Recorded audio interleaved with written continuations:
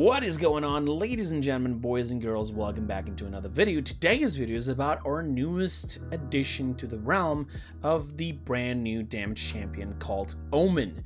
Omen, which I believe to be apparently an echo champion, which is essentially a copy in a certain ways to another champion.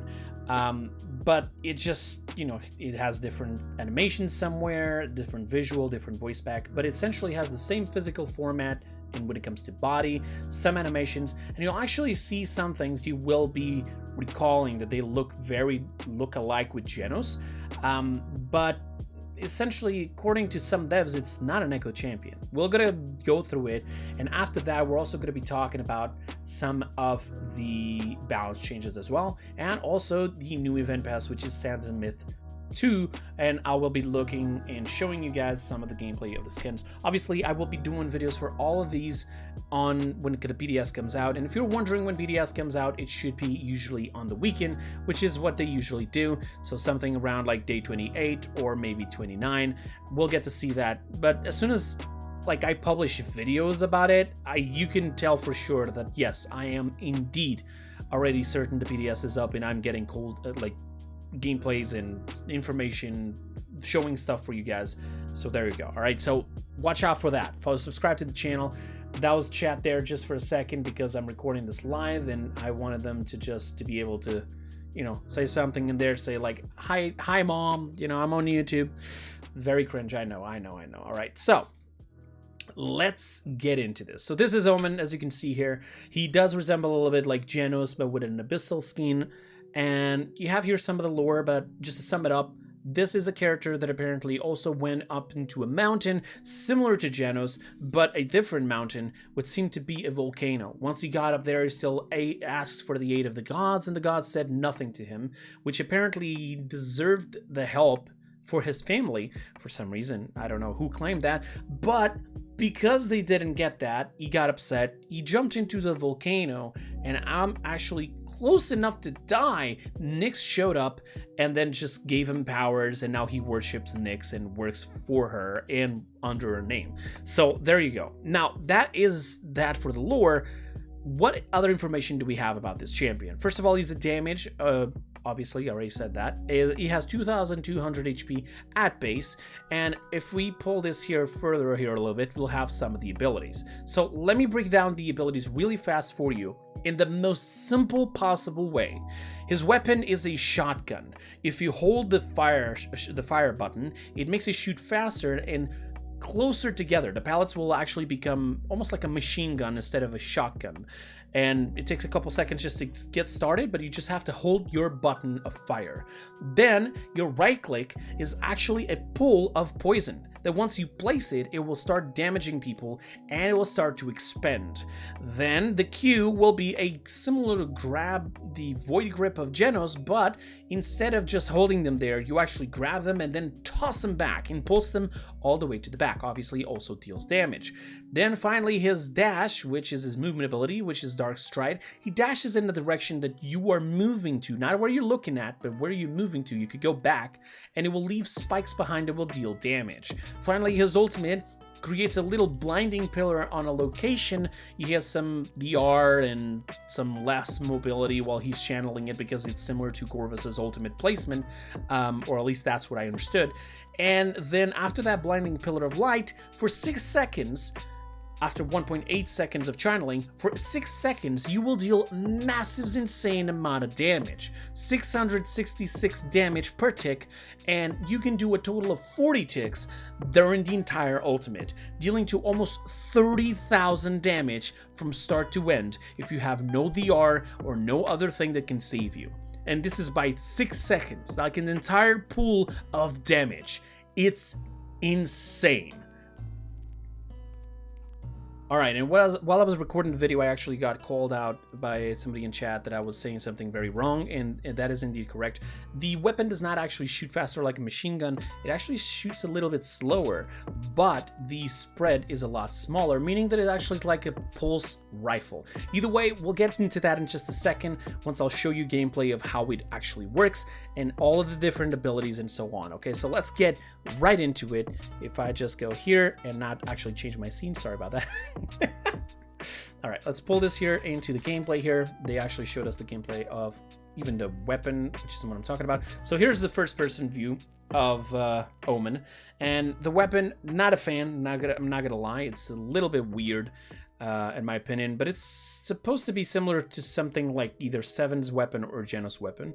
And once you shoot, you're gonna be able to see here that it's more like a shotgun than anything else whenever they want to shoot here. Okay, so here it is. So as you can see here, he's shooting like a shotgun, and once he starts shooting a bit faster... Oh yes, also something I forgot to mention. That little mark on top of somebody is when you actually shoot somebody, they will get a mark, a little brand. This brand will actually make your abilities change in certain ways. Not lose anything. In fact, they actually win stuff.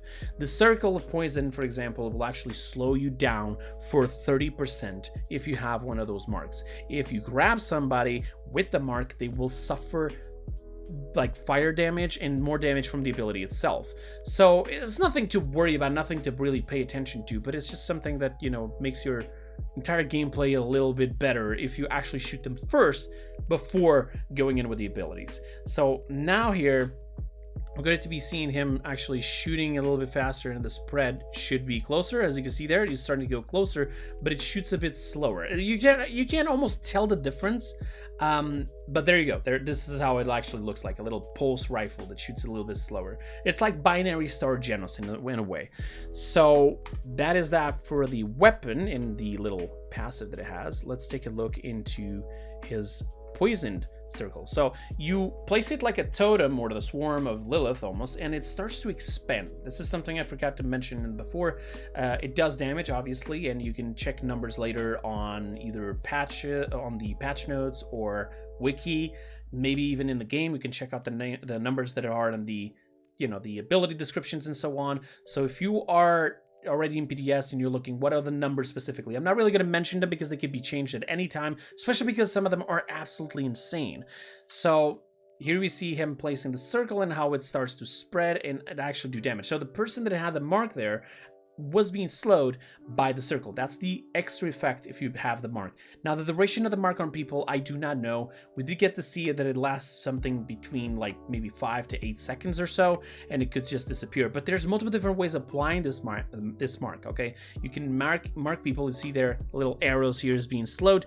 You can mark people by shooting them. You can mark people apparently by using your ultimate on them as well, and possibly I think the dash, it also applies the mark, but I'm not 100% sure. Okay, we'll have to take a little bit more of attention into his stuff on PDS later, and I'll do a video explaining, playing with him, and showing you possible loadouts. So don't worry, just wait for that. Okay.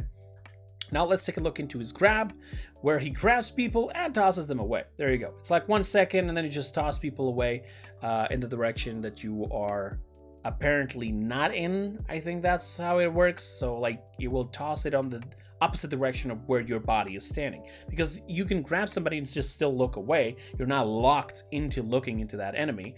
So yeah. Then we also have his dash, which, so there's the fire, the little, because he had the brand, it got the fire when he did the entire grab. But we were here to look at the dash, and here it is. So according to what I understand, it's not a vertical mobility. It is actually just an horizontal mobility. You just dash in that direction, and they'll leave these little shards behind, which will deal damage. One thing I failed to mention before is that if you connect with an enemy, it will stop you, and it will do a little small knockback. So this is not essentially the skewer from from Koga, where you just pierce through people and go away. Once you connect to an enemy, it will stop you. So you gotta get the hell out of there, right? And there is a talent that will give you 2 charges, but it's not for this. It's actually for the poison pool. So unless you have some cards to reduce cooldowns and maybe get some chronos, you don't have insane mobility with this champion. He's a damage, he's not a flank. So obviously they're going to be focusing more on doing damage with it than actually have an insane amount of mobility. So there you go. Let's continue here and let's see the ultimate. I believe he uses it here soon enough. And here it is. So You have the location. Apparently, it's not actually like Corvus, like I'm saying. You have to first locate the place where you want it to go. Once you place it, it does like this little waving hands thing. And I'll even put some sound here to hear it. Let's put the sound here just for a second.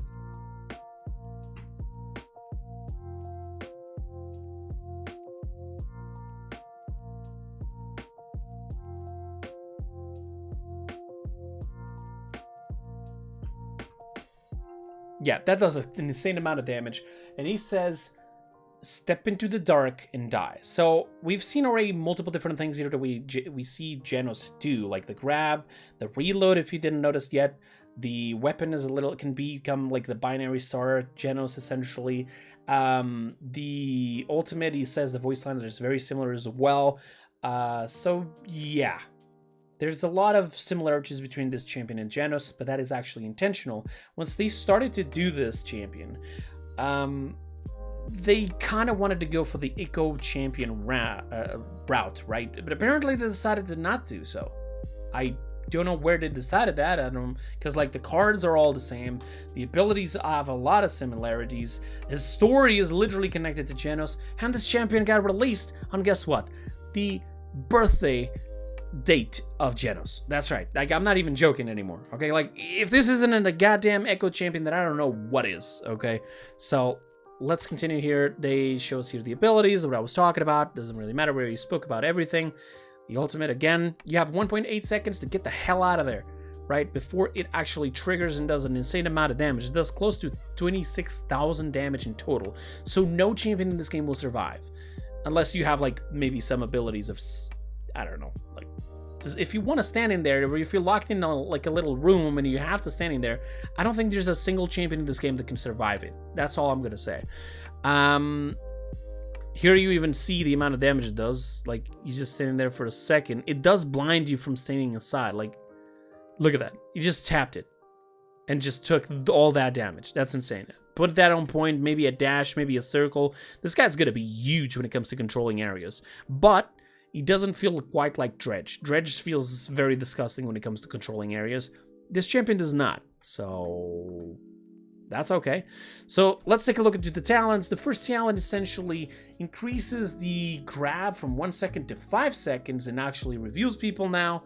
The second talent makes your weapon constantly in that binary star mode that I spoke before, of like the rifle, shock pulse rifle or whatever. And the third one gives you 2 charges to your poison, but it becomes a 15-second cooldown. It has 3 more seconds of the original 12 seconds, okay? So you can use some cards to reduce the cooldown later, but when it comes to talents, it's that. Now let's take a look at cards. They actually showed us the cards here. So you can have a little brief second here to read it. If you want, pause it, read it, try to come up with some talents. Sorry, talents, loadouts, to what kind of combinations you can pull off with this. And good luck to everybody. I'm gonna probably test some of your loadouts if you let them know down in the comments below. All right, let's take a look into his skins. I believe they show them here before the cards. Twitch is all messed up. I don't know what the hell. There is a card there, this one, decrease your maximum ammo by 6, and if you pull it to 5 points, it will decrease it by 10, but increases the Apothec of Reaser damage by 8%, and it can go all the way to 40%. So that could potentially be a similar style to Doom. You know? Okay, so it's just Twitch not working. Great.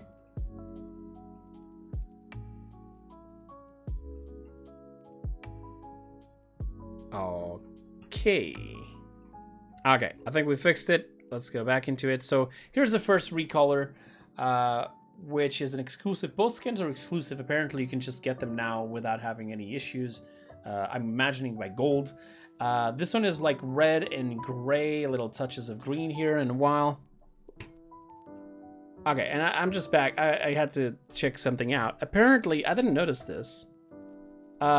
Which is very funny. This here is the abyssal, even more abyssal skin than Omen, and apparently it's named Sonish, which is the opposite for Genos, if you didn't notice that. I didn't notice that until somebody told me. So yeah, and then we had the red one, the the abyssal one, and then we have the gold one. Now, the golden one here looks extremely shiny. I had my friend Beam actually creating a little mock-up to what he thought it should actually look like. And what he did was he changed the color of the horns to black. Not gonna lie, it seems like a better concept. Yeah, like that is way too shiny. Like, holy. But yes, nonetheless, as a golden skin, the weapon looks okay. I still don't like the weapon I just don't like the weapon. I'm sorry. Here are some of the... This is his little only emote for now, which is a little bit of a sparky thing that he just tosses into the air. So there you go, folks. That's Omen for you. Okay, he seems very powerful. Definitely is gonna have some nerfs on PDS, I'm imagining, which again should be on the weekend. Now let's take a look into what comes on the event pass. Okay, let's get into here and pull it all the way down here to where they show us the event pass for the first time. And if you didn't know, there's a Lilith skin with a recolor to it, and then there's a mount. That's the mount right there. This is the recolor to the Lilith skin, and there's 2 frames, a bunch of crystals, titles, and some other stuff like chests, sprays, avatars. This is actually a skin. It's a recolor to the Egyptian already existing skin of Kanessa, and they did a Makoa skin, which is this one right here. It's called Croc Father, and then you have the Croc... I don't know what the name was, but so it's 2 skins for Makoa, 2 skins for Lilith, and 1 skin for Kanessa based on the theme. Now, the Kanessa skin is not on the event pass. I'm imagining this is 400 crystals still, 30 levels, and they then also pulled off some gameplay here that I could show you here. Here's Makoa. As you can see, his weapon is extremely shiny.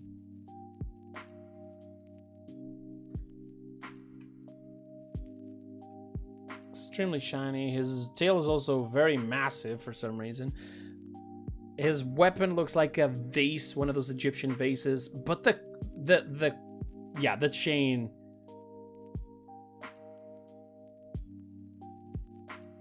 Very nice. Very, very nice.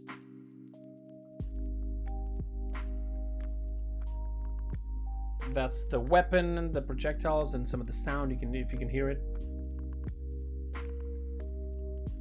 And now let's take a look at the ultimate.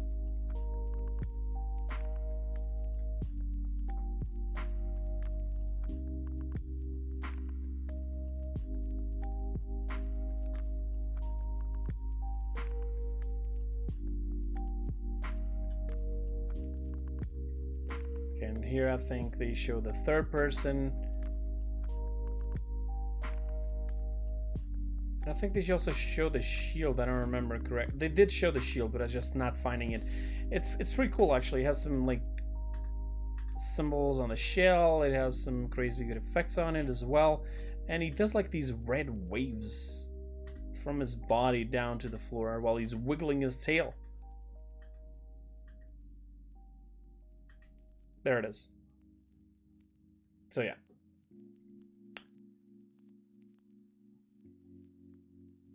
Okay, very nice. All right, let's take a look into Lilith now.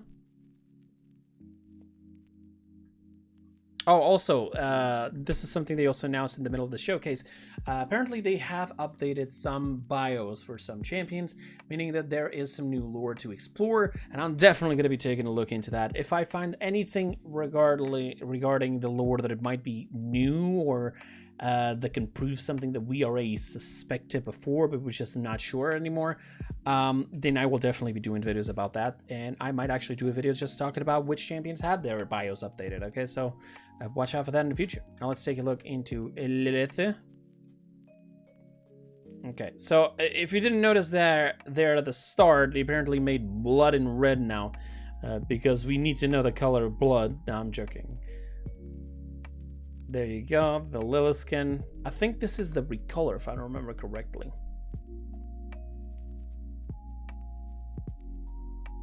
It's a little reload animation that they had to do because this weapon is obviously different. It has a little vase inside.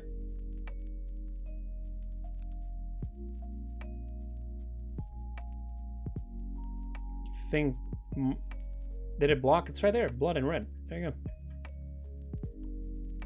The little, the place animation of the swarm here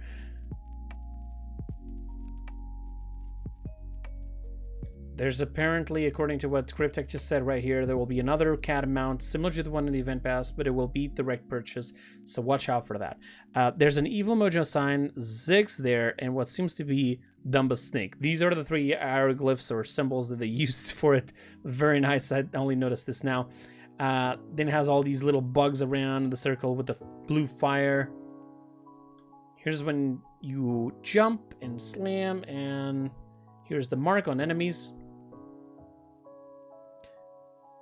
She does sound a little bit like Betty, I might add, when it comes to her voice back. And for her ultimate, they are gonna put it here.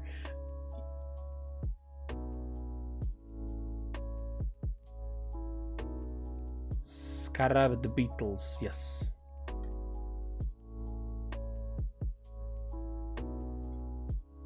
I think they show it up here in a bit. So Sixers didn't know this, but if you go in third person, you can actually see Lilith's ultimate. There it is. And so the enemy Lilith actually pulls off her ultimate, so you can see how it looks like in first person. It's a little bit red there, and if you look up, there you go. There's a lot of beetles all going around. Very nice, very nice. Okay, so that is it for that. Then the Kinessa skin, which I'll also be showing here. I'm just going to show her visuals. I'm not going to go too much into detail. As you can see here, it's a red weapon now. Red and white with some little faded gold all over. Seems like a blood vessel in the middle. And it doesn't really match the skin, I'm not going to lie. I feel like this is one of the skins that it's the first time I looked at the weapon and the body and I just say this does not match at all. It might have some different, visual effects, just like red or green or whatever they did. This is how it looks like in third person. It has a different thing in the back there, I believe. We can actually check that out if we go here to Kinessa, because this skin already exists. And here it is. No, it's the same thing. Okay, there's the little sarcophagus in the back. And so essentially, they did a little bit of a recolor to everything. This one matches up a lot better. Now, I'm not 100% sure whether or not this is going to be in the diamond chest. They didn't actually mention. So I wouldn't know. But we do know that there's another mount besides the one on the event pass, and plus the 2 frames, the 2 skins with 2 recolors to each one of them. 1 recolor to each one of them, sorry. And this skin outside of the event pass. 30 levels, probably 400 crystals. Watch out for that. I'll be breaking it down on PDS as well. Now let's talk about Balance. Let's talk about Balance. And Balance is actually discussed towards the end there. But, there's not really crazy things to go into details that you need to listen from the devs. So I'm just going to break it down for you. Androxus, the talent Darkstalker, the one that allows you to have the separate dashes, now has an increased cooldown on each stack, the stacks for the nether steps, and by 1.5 seconds on each, meaning that you won't be on the air as much, okay? You can still, it can still work, and it still will be very, very satisfying to play this, but it's just not as broken as before. Ash has 1 second cooldown removed from her shoulder bash current cooldown.